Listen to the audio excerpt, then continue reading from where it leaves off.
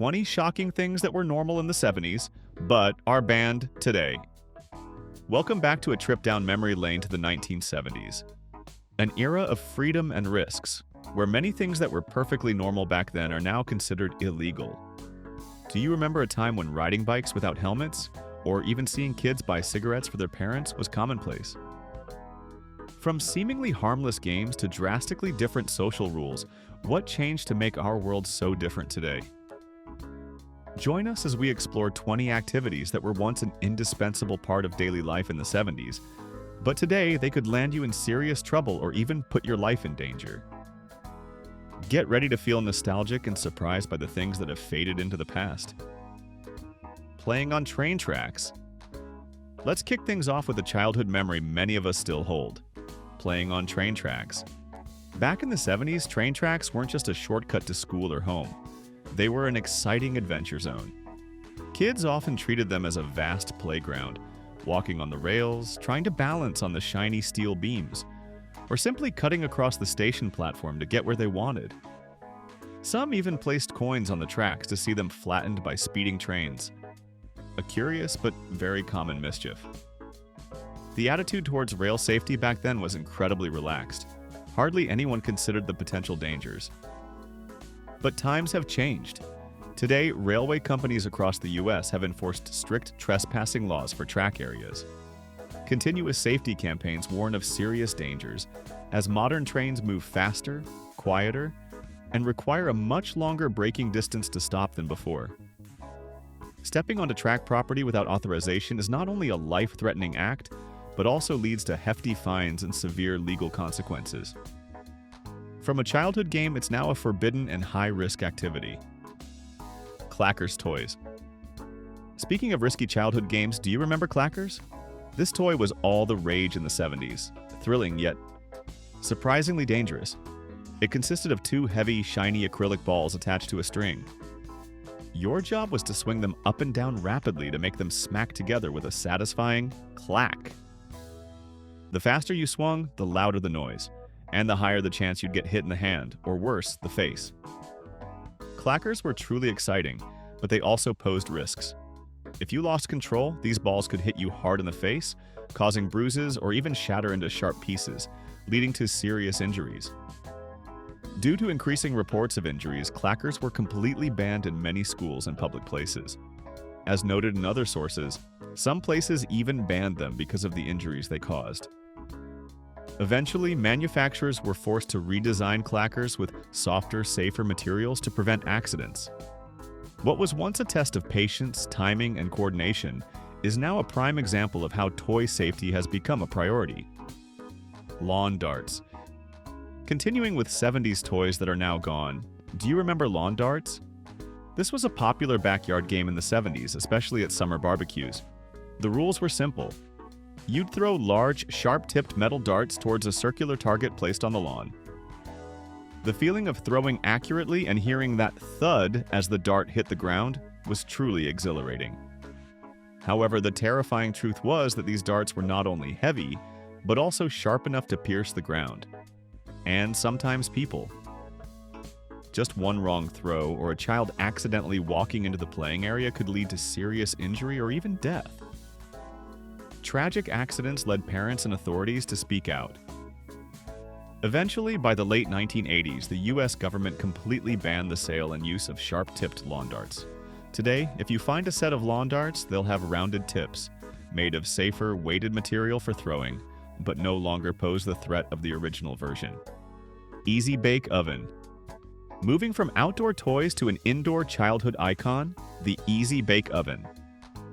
In the 70s, there was no feeling quite like being able to bake your own little cakes and cookies with this magical oven. It was every kid's dream come true. And the best part? It worked with just a regular light bulb to cook your treats. As another source also highlights, the Easy Bake Oven worked with just a regular light bulb to cook treats, and the thrill was in the process of making it yourself. You'd tear open packets of cake mix, stir them up, and pop the tiny pan inside the oven, then sit back and wait, watching as the light bulb did its thing. While the results weren't always the tastiest, sometimes they were a bit interesting. That didn't matter. The real thrill was in the process and the joy of saying, "I made this." However, that very light bulb posed a big risk. It got very hot, often reaching temperatures above 175 degrees Celsius, 350 degrees Fahrenheit, putting children at risk of severe burns if they accidentally touched the inside of the oven. Reports of injuries increased, with some children even suffering second-degree burns. So, by the early 2000s, modern easy bake ovens replaced the light bulb with safer, enclosed heating elements.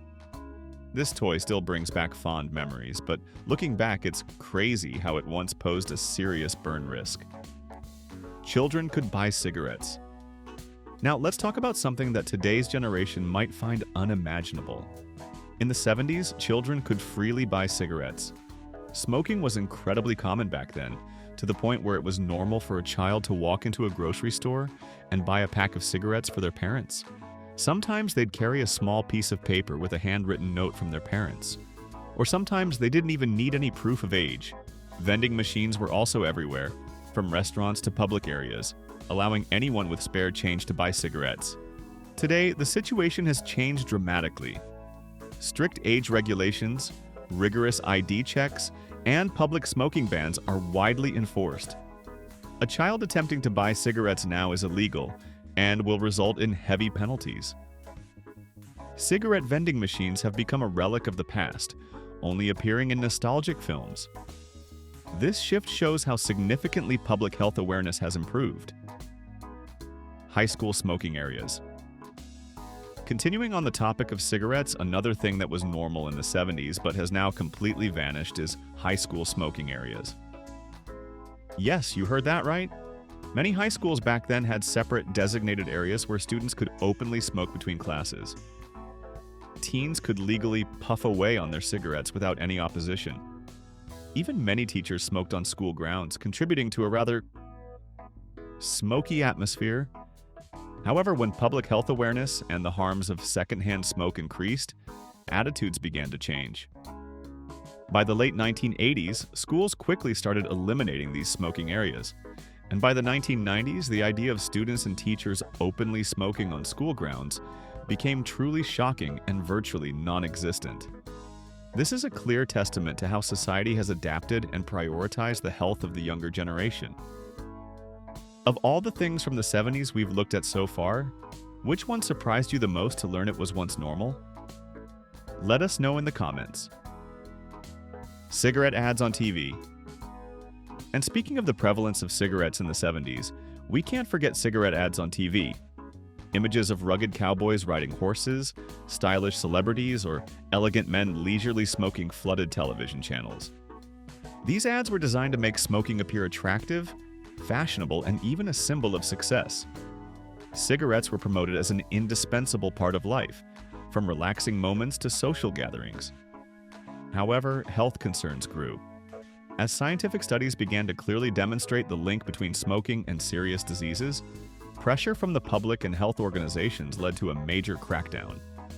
In 1971, the U.S. government issued a complete ban on cigarette advertising on TV and radio. Although the tobacco industry later adapted by shifting advertising to magazines, sponsoring sporting events, and appearing in Hollywood films, this change marked a significant milestone in the fight against tobacco, completely altering the media landscape and how we access health information. Smoking on airplanes. If you ever flew in the 70s, you'll instantly remember the sight of airplane cabins often thick with cigarette smoke. Back then, smoking on planes was completely normal, and even though airlines had smoking and non-smoking sections, smoke still permeated everywhere, enveloping the entire cabin. Ashtrays were integrated right into every armrest, ready to serve passengers' needs. You could easily see the person next to you enjoying a cigarette, without much thought for those around them. However, as the dangers of secondhand smoke became clearer, pressure from the public and health organizations significantly increased. People began to realize that inhaling others' smoke also caused serious health harm. In response to these concerns, in 1988, smoking was banned on short domestic flights in the U.S. And by 2000, this regulation was further tightened. Smoking was completely banned on all flights in the U.S., regardless of short or long, domestic or international. This was a major change, leading to cleaner air and protecting the health of millions of passengers. Loose seatbelt laws. Moving to road safety, something we take for granted today wasn't so in the 70s. Extremely loose seatbelt laws. Back then, using a seatbelt was primarily a personal choice rather than a mandatory safety requirement. Many drivers believed seatbelts caused restrictions or even danger in certain accident situations. Even more notably, many cars of that era didn't even have seatbelts in the back seats, and children were often allowed to move freely in the car, with no child seats or restraints whatsoever. The image of a child standing on the front seat or sitting on an adult's lap while the car was moving was not uncommon. However, with the increase in traffic accidents and research on the importance of seatbelts, things began to change. New York became the first state to enact a mandatory seatbelt law in 1984. Subsequently, studies by the National Highway Traffic Safety Administration, NHTSA, confirmed that seatbelts reduced the risk of death by 45% for front seat occupants and 60% for rear seat occupants. By the 1990s, seatbelt laws became standard across the U.S. This was a critical change that saved millions of lives and reshaped our driving habits. Minimal child car seat regulations. Following up on traffic safety, in the 70s, child car seat laws were virtually non-existent. Most parents back then simply relied on standard vehicle seatbelts, or worse, held children on their laps while traveling by car. Although child car seats existed, they were primarily designed for convenience rather than safety. No strict crash test standards were applied to these seats, meaning they didn't truly protect children in the event of an accident. However, a groundbreaking 1985 study by NHTSA completely changed this perception. The study revealed a heartbreaking truth. Car accidents were the leading cause of death for children aged 1 to 4. This statistic was shocking and spurred a strong wave of changes in attitudes and laws. As a result, today, every state across the U.S. has enacted mandatory child safety seat laws. These seats must meet strict safety standards and undergo thorough crash testing, ensuring maximum safety for our youngest passengers. Drunk driving with high BAC limits. Another serious issue related to traffic safety in the 70s was the shockingly widespread practice of drinking and driving. The legal blood alcohol content BAC limits back then were also much looser than today. In many states, you could legally drive with a BAC of 0.10% or higher, a level considered extremely dangerous today. Having a few drinks and then driving oneself home was not uncommon, and awareness of the risks of this behavior was very limited. However, the consequences of drunk driving became unacceptable, especially with the increase in fatal accidents. By the late 1970s and early 1980s, a powerful organization was formed. MADD, Mothers Against Drunk Driving.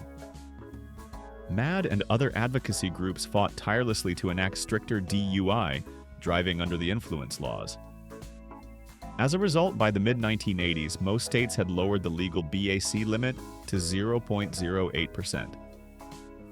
This fight completely changed how we view driving after drinking, transforming it from an acceptable behavior into a serious crime. Minimal airport security. Now, imagine a world where air travel was extremely comfortable and simple. That's exactly what airport security was like in the 70s. No long security lines, no X-ray scanners, and you didn't have to take off your shoes or have liquid restrictions. Passengers could go straight to the gate, meeting family and friends right in the boarding area. Cockpit doors weren't locked mid-flight. Sometimes pilots even left them open. The feeling of flying back then was truly free and unconstrained. However, this lax security came at a steep price with a sharp increase in hijackings, over 200 recorded in 1972 alone. But it was the terrorist attacks of September 11, 2001 that changed everything forever. After that tragedy, the Aviation and Transportation Security Act was passed, leading to the establishment of the TSA, Transportation Security Administration. The TSA implemented unprecedented strict security measures, from rigorous baggage checks to full body scans, making the air travel experience completely different from before. What from the 70s do you think should never have been banned? Or is there anything you wish could go back to being normal? Let us know your thoughts in the comments. Drinking age of 18. Going back to major legal and social changes in the 70s, here's an interesting fact many today might not know. The legal drinking age in many states was 18.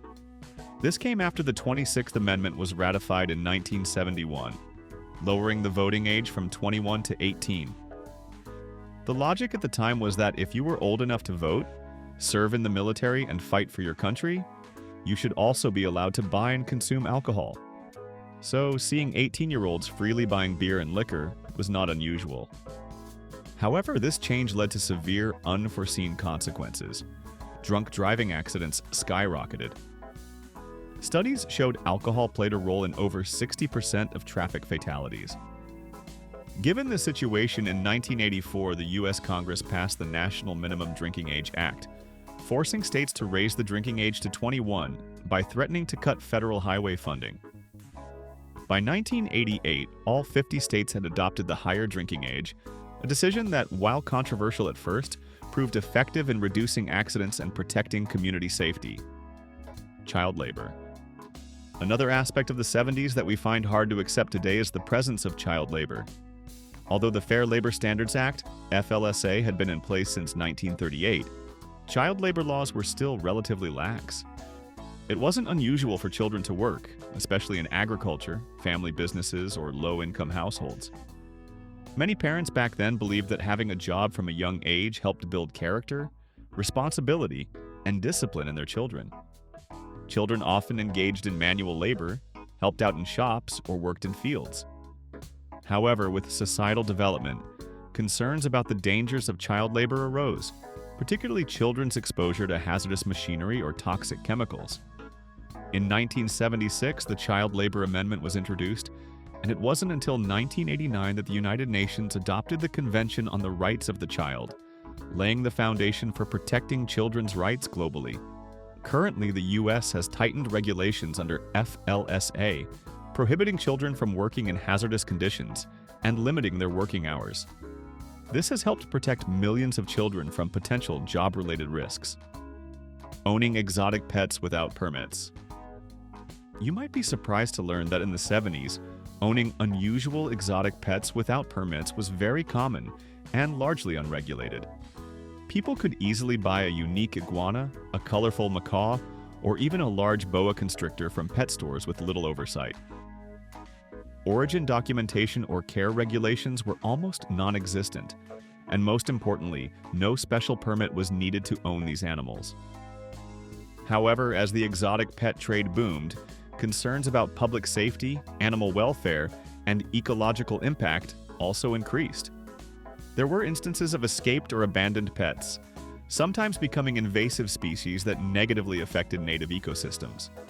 To address this, the U.S. Fish and Wildlife Service introduced regulations in 1980, and by the late 1990s and early 2000s, most states had enacted laws requiring permits to own exotic pets, ensuring that their ownership is more strictly controlled and safer for both animals and communities.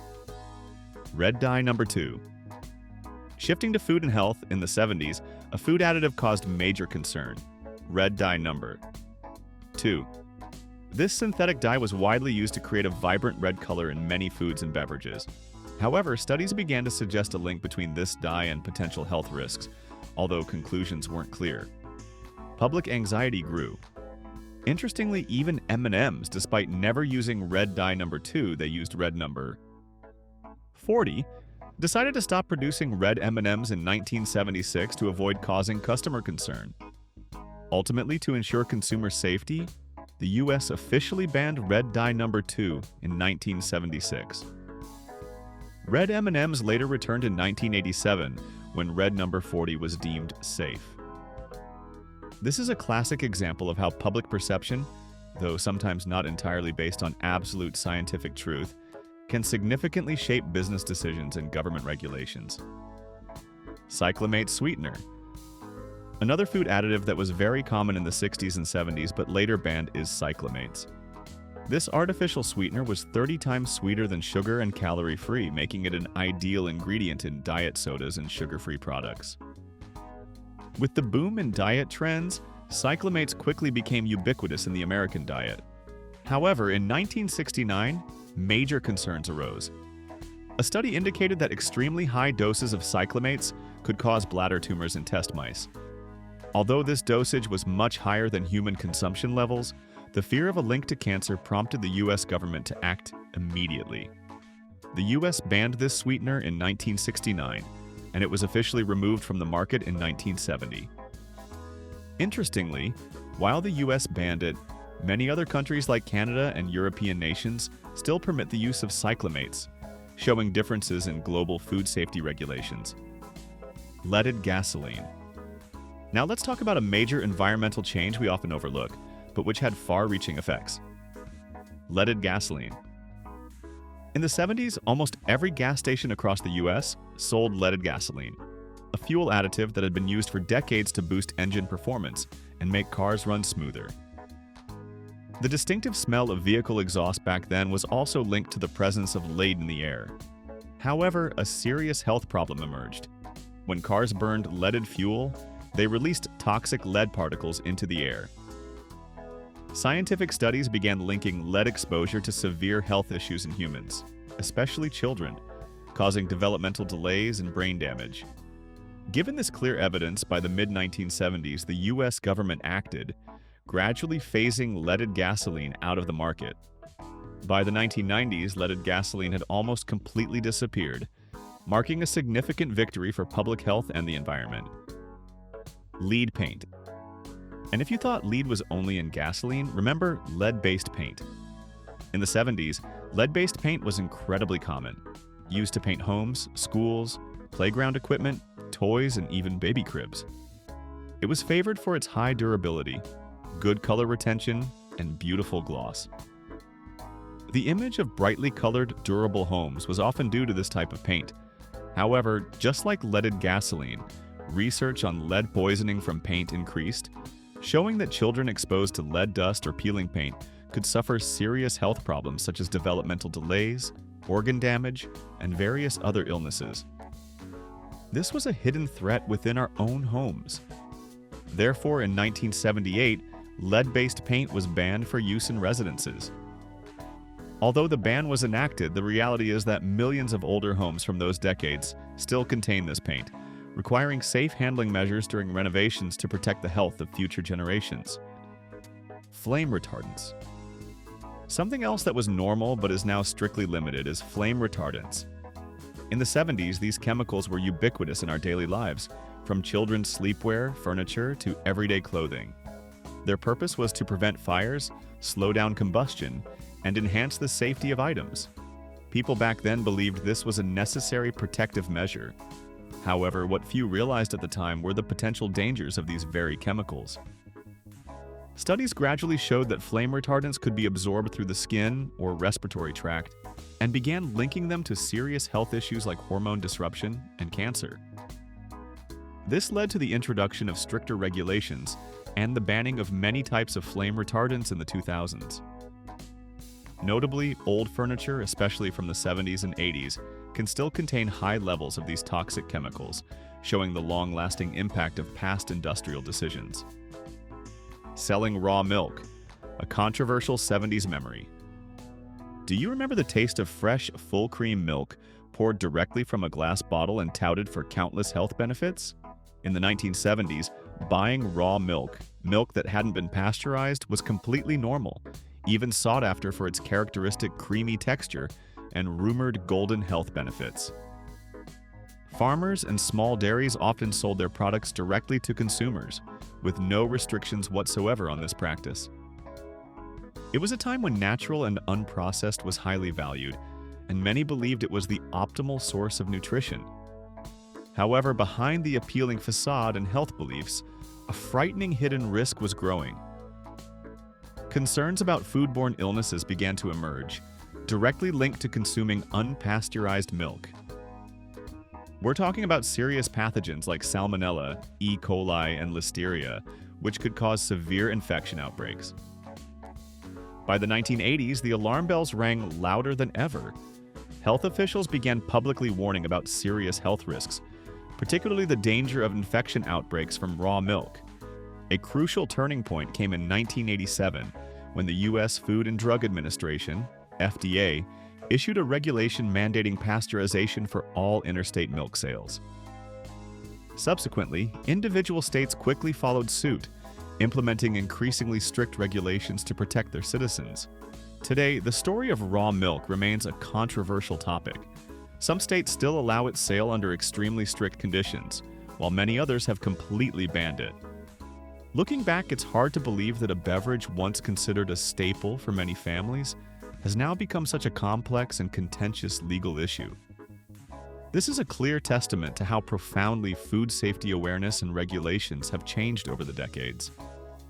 What do you think about raw milk still being legally sold in some places today? Is it an unnecessary risk or a freedom of choice? Candy cigarettes. Finally, if you grew up in the 1970s, you surely remember a sweet treat that was an indispensable part of childhood: candy cigarettes. They were widely available in every grocery store, designed with incredible detail to mimic real cigarettes exactly. You'd see them with crisp white paper wrappers and especially a red tip, just like a lit cigarette. Some even had a puff of powdered sugar, creating an illusionary cloud of smoke when kids blew into them, making the pretend play even more realistic. It was endless fun, mimicking how adults held, flicked, and smoked candy cigarettes with cool flair. At the time, most parents didn't bat an eye at these candies. Why? Because smoking was incredibly prevalent back then. You could see smokers everywhere, on TV with glamorous ads for the Marlboro Man or Joe Camel, in restaurants, even on airplanes. Even more surprisingly, high schools even had designated smoking areas for students, and teachers often smoked at their desks. So it was understandable that children wanted to imitate adults. However, as awareness of the health risks of smoking grew, that's when concerns about candy cigarettes began to surface. Critics argued that these candy sticks normalized smoking behavior in children, potentially leading them to real smoking as they grew up. By the late 20th century, bans and packaging changes were implemented. Many countries restricted the sale of candy cigarettes or required them to be renamed candy sticks and remove all cigarette-like designs. Today, it's hard to imagine a candy so closely tied to the image of cigarettes being widely sold to children. But in the 70s, it was simply a normal snack on the candy shelf. Times have changed, and so have the rules.